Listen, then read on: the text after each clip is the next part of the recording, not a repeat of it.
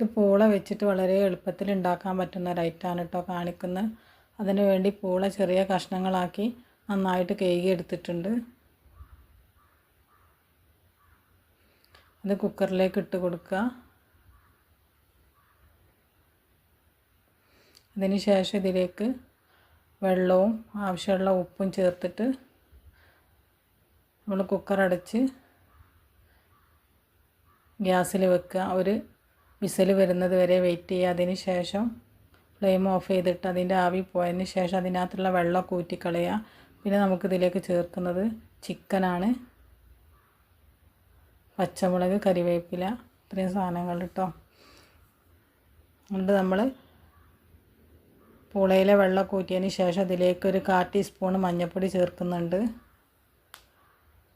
പിന്നെ മുളകാണ്. പിന്നെ ചേർക്കുന്നത് ചിക്കനും കരിവേപ്പിലയും കൂടെയാണ്.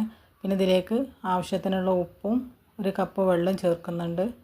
എന്നിട്ട് ഒരു 3 വിസിൽ വരുന്നത് വരെ നമ്മൾ ഗ്യാസിൽ വെക്കുക. അതിന് ശേഷം ഫ്ലെയിം ഓഫ് ചെയ്തിട്ട് അതിൻ്റെ ആവി പോകാൻ വേണ്ടി വെയിറ്റ് ചെയ്യുക.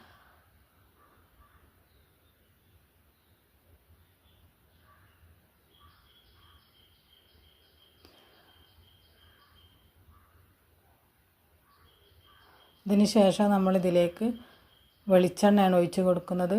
നമ്മൾ വറവിടുന്നില്ല, വെളിച്ചെണ്ണ ഇതിലേക്ക് ഇങ്ങനെ ഒഴിച്ച് കൊടുക്കുകയാണ് ചെയ്യുന്നത് കേട്ടോ.